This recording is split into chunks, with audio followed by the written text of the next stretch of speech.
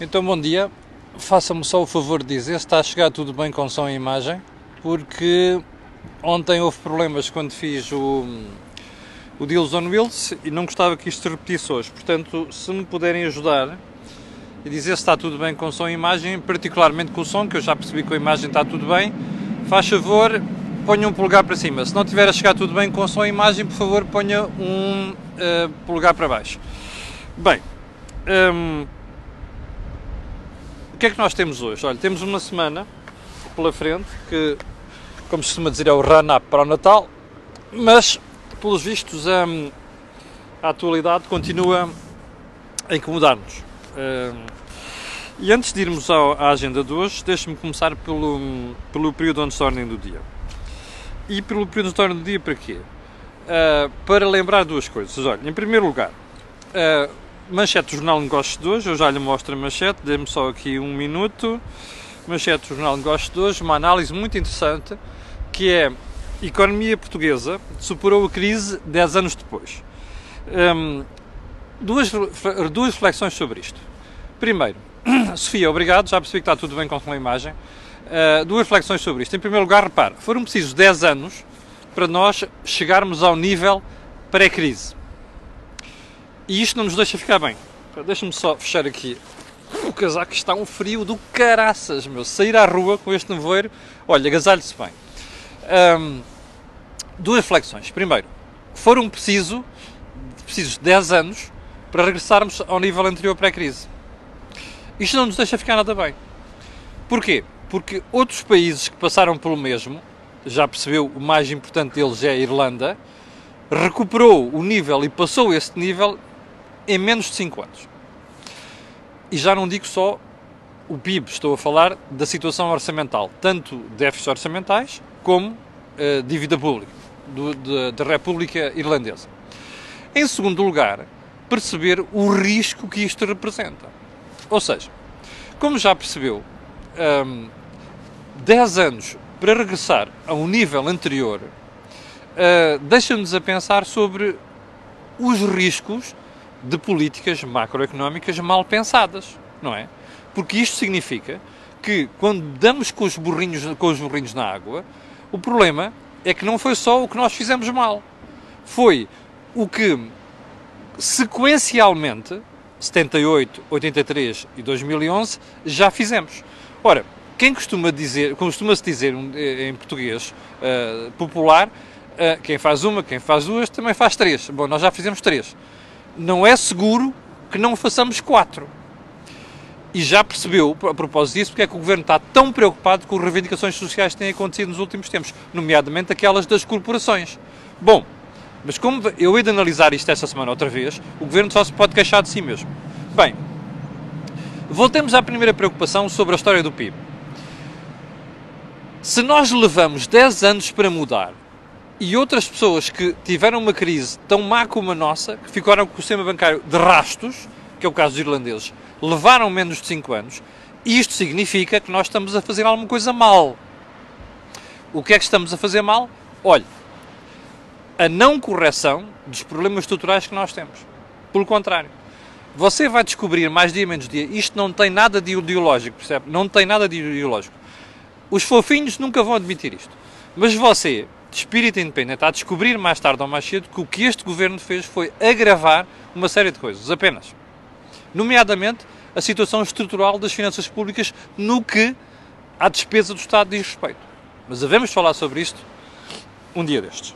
Bom, segundo ponto desta conversa. Já percebeu, por aquilo que se passou na semana passada, que a situação inglesa e o Brexit está-se a complicar, e a complicar-se para níveis impensáveis. Porque neste momento nenhuma das soluções acima da mesa parece execuível, a não ser chegarmos ao dia 29 de março e isto tudo correr mal, com uma ruptura violenta entre a União Europeia e o Reino Unido. Bom, no final da semana tivemos uma outra surpresa. Theresa May, ao que tudo indica, para tentar ganhar o apoio do seu partido para a história, e do seu partido e não só, dos trabalhistas, para a história de votar favoravelmente ao acordo que ela encontrou com a União Europeia, com Bruxelas, disse que não se recandidata às próximas eleições. Bem, há coisas que eu nunca hei de perceber num político, que é como medem mal as consequências de algumas coisas que fazem. A senhora desvalorizou completamente a sua posição. Porque reparam, quem está do outro lado pode pensar assim, pá, vamos lá votar isto e ver se livre desta senhora mais dia, menos dia. Mas pode pensar outra coisa, que esta falana já não perdeu completamente a credibilidade. E perdeu o peso, não tem poder. E, portanto, a partir de agora fica tudo mais difícil. Embora eu suspeite que a solução que vai acabar por acontecer mais dia, menos dia, vai ser uma solução muito simples, que é haver um segundo referendo. Mas, enfim, se me enganar, é também a opinião do Jorge Marrão e do Joaquim Aguiar, como deve ter reparado pelo think tank da semana passada. Mas sobre isso falaremos um dia destes. Bem, então vamos lá ao primeiro ponto da conversa de hoje. Está no manchete do Público de hoje, eu vou-lhe mostrar aqui no telemóvel, que é para não haver qualquer dúvida. E não me enganar também. A CP demitiu o diretor que alertou para riscos de segurança. Então é assim, está a ver os rodados dos comboios? Aquilo é para fazer revisão a cada 1.700.000 quilómetros. Parece que alguém na hierarquia superior da CP decidiu que afinal aquilo é para se fazer aos 2 milhões. Portanto, mais 300.000 quilómetros. Este senhor que alertou para o problema, que se chama, salvo erro, Pontes Correia, foi sumariamente afastado da sua posição. Eu acho impressionante. Bom, primeiro ponto. Porquê é que isto acontece? É muito simples. Não há dinheiro. Ou seja, o governo não tem dinheiro, o Estado não tem dinheiro para meter na CP e a fazer despesas e investimentos que tem de fazer. Já percebeu, a CP é uma das empresas mais afetadas por esta história das cativações. Porquê é que isto sucede? É muito simples. Deu-se dinheiro a mais, ou não se devia ter dado, devolução rápida de rendimentos na administração pública, e agora falta aqui. E falta depois outras coisas. Mas há uma coisa que eu não percebo. É como é que depois de todos os desastres, e vamos falar de um daqui a bocadinho, que já houve em Portugal nesta legislatura, e que foram mal acompanhados, cuja resposta foi péssima, como é que o Governo aceita correr estes riscos? É óbvio que pode não acontecer nada, mas é óbvio que pode acontecer. Agora diga uma coisa, se acontecer, qual é que vai ser a conclusão natural, óbvia, imediata da opinião pública? Alguém não se preocupou com a segurança e com a fiscalização do material circulante. Nós já tivemos alguns exemplos disto nos últimos anos com descarrilhamentos dos comboios. Bem, segundo ponto, a administração da CP ainda está no lugar. Bom, terceiro ponto, o ministro de tutela vai ser chamado para responder sobre isto? Vai ser chamado? Ou vai continuar a fazer aqueles floreadositos, não sei o quê, que está tudo bem, isto aqui é o alarme e tal, e não sei das quantas. Olha, o Estado de Estado fez uma péssima figura no deste fim de semana, Guilherme Oliveira Martins, não é? A reagir àquilo que foi as denúncias que a doutora Assunção Cristas fez, desculpem-me, mas está muito frio, e fez justamente. Há um discurso generalizado do Estado em relação a funções básicas neste momento. É a saúde, é a proteção civil, já lá vamos, são as vias de comunicação, são as pontes, é tudo. O que eu acho impressionante é como é que aquelas pessoas que se manifestavam por tudo e mais alguma coisa, quando estava aqui a Troika, agora estão-se caladinhos, estão-se a borrifar para isto tudo. Inclusive é quando há mortes. Bem, repito, o ministro vai ser chamado? Ou vai continuar a despejar? Ah, espera aí, deixa-me adivinhar. Eu aposto consigo como o Pedro Marques vai chegar ao Parlamento, se for chamado por causa disto, vai começar a dizer que a culpa é do governo anterior. Eu já lhe disse que na sexta-feira que eu acho que ele vai virar médium. Porque um dia destes vai começar a falar com o Afonso Henriques, com o Fontes Pereira de Melo, com o Arantes de Oliveira, com toda a gente que já morreu nos últimos séculos e nas últimas dezenas de anos e que foi responsável por obras públicas. Quer estar comigo? Ele vai virar médium. Bom, segundo ponto. A ministra... A ministra nada... eu troquei, desculpa. Eu comecei com a CP, mas a CP não era o primeiro ponto.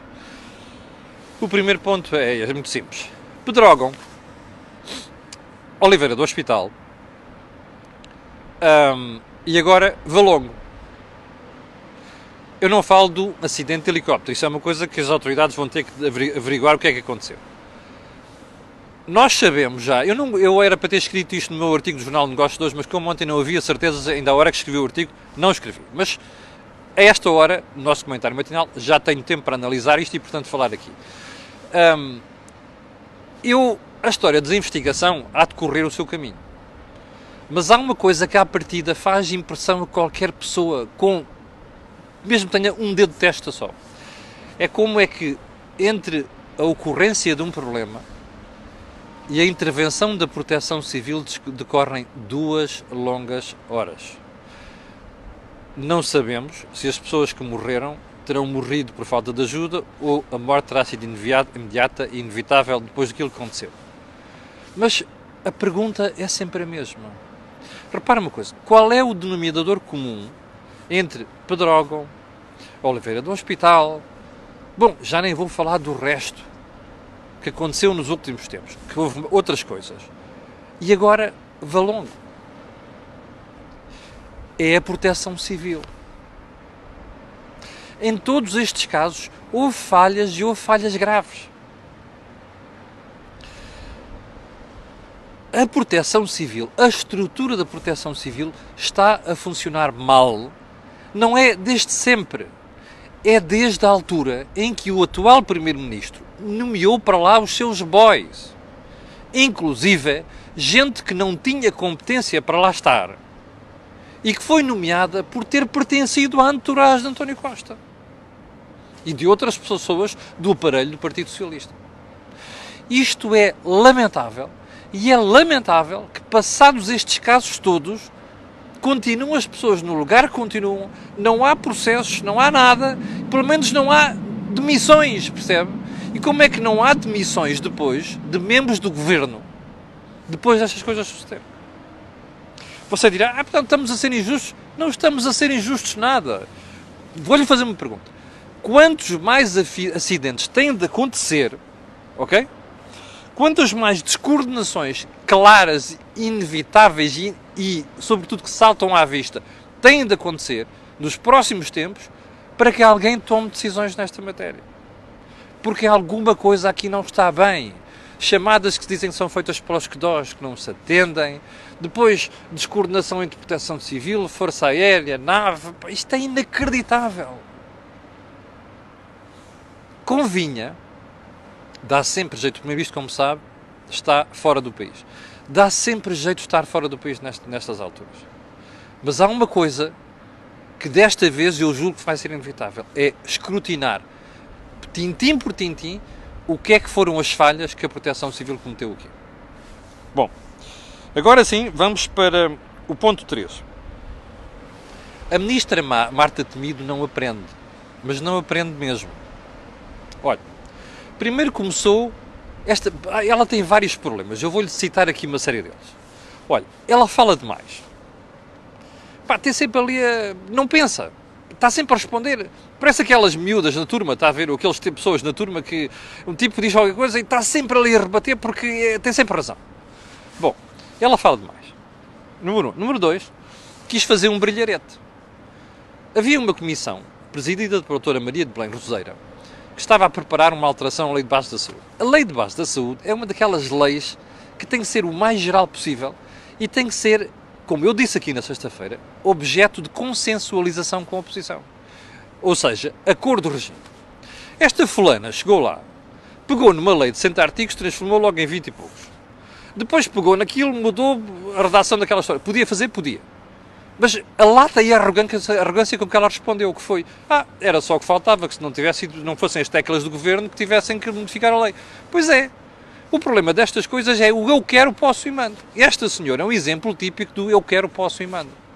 Ela chegou lá, sem consenso, sem ouvir rigorosamente nada. A doutora Maria Belém Roseira já reconheceu que ela, depois, quando viu a lei, já, afinal, quando foi entregue, quando foi levada ao governo, já não estava, já tinha mudado tudo. Nem sequer foram ouvidos no assunto. Bom, mas não chegava a isto e estes problemas. Esta senhora ainda fez pior. Desde que chegou ao Ministério, não falou uma única vez com os enfermeiros. Como sabe, anda ao Governo, o Presidente da República, a tentar pôr a opinião pública contra os enfermeiros. Que eu acho que é uma estupidez, já disse aqui que acho que eles exageraram e estão a exagerar, mas eles têm razão. Bom, esta senhora nos disparates que se fez. Repare na quantidade de disparates em tão poucas semanas de permanência no governo. Quem entra para um governo e tem 10 meses pela frente é um regente. Não é? E ela foi escolhida para aquele lugar precisamente para ver se acalmava o setor. Bom, não é nada disso que tem estado a acontecer.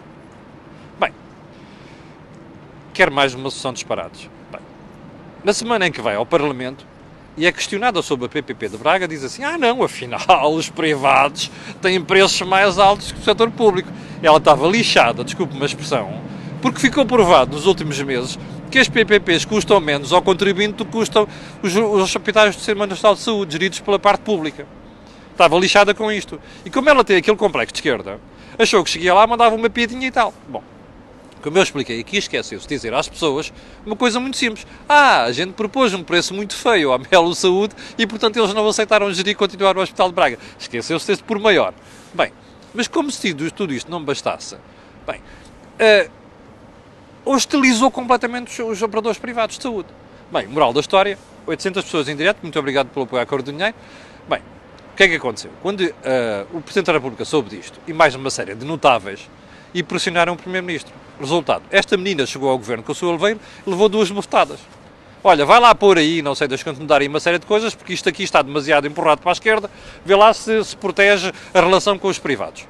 Bem, mas aqui não é privados por privados, é que os privados desempenham bem o seu papel na saúde. E já agora uma coisa, que é como a educação. A educação, para ser pública, para haver educação pública, não tem de ser prestado por Estado, pode ser prestado por alguém a quem o Estado contrata.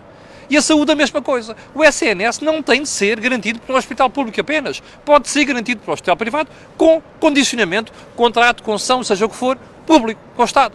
É assim que as coisas funcionam.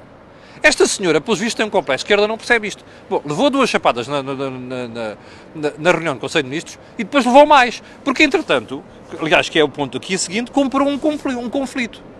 E comprou um conflito grave, que vai ter consequências que neste momento nós não estamos a perceber. Que é o seguinte, os privados já disseram que vão deixar de negociar com a ADSE. Agora explico-me uma coisa. 670 mil funcionários públicos. Você tem ido aos serviços de urgência dos hospitais privados? Já viu as pessoas que lá estão? São pessoas com dinheiro? Ricas? Ricaças? Milionárias? Não! São pessoas da classe média e algumas da classe média baixa. E porquê é que recorrem àquilo? Por 2 razões. Primeiro, porque há convenções entre o Estado e os hospitais privados.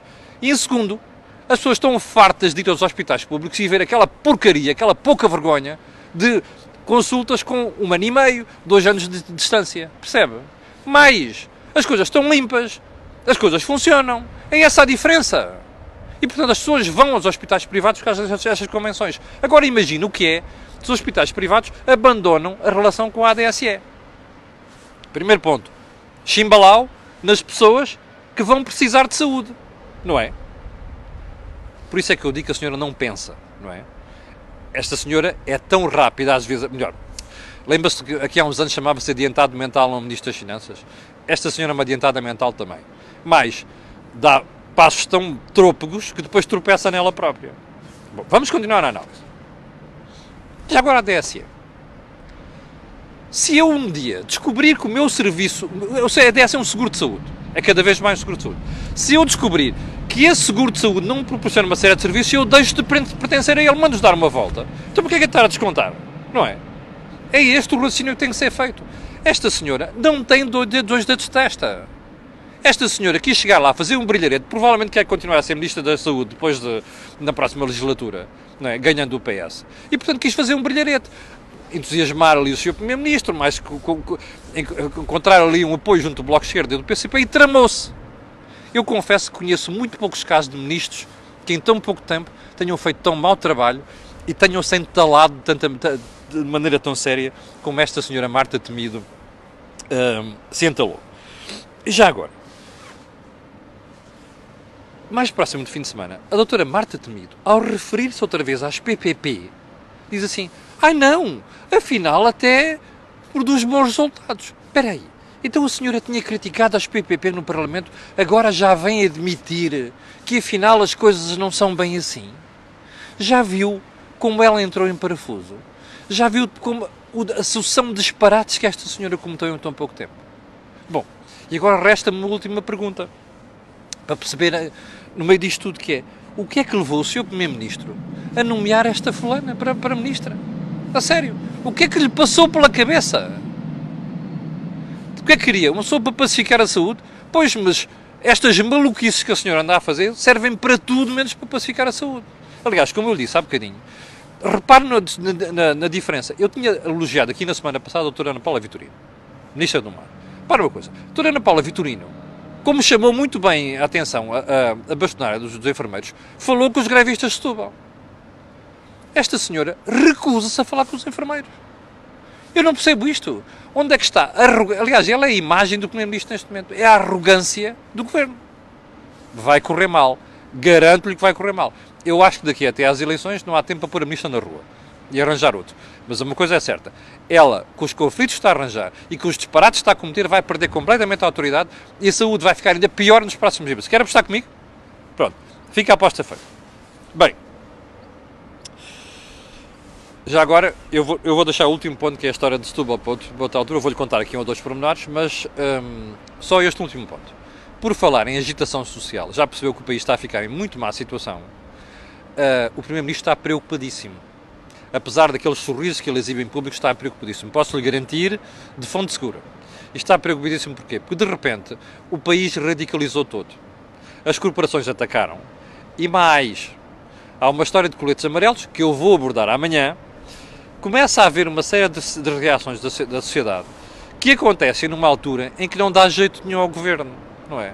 O Primeiro-Ministro fez tudo para ter a aprovação do Orçamento de Estado para 2019, corresse bem, fez tudo porque esse Orçamento de Estado tivesse umas benesses, a favor, tivesse muitas benesses para agradar aí aos lobbies e por aí adiante, nomeadamente o setor do Estado, e está-lhe a sair tudo mal.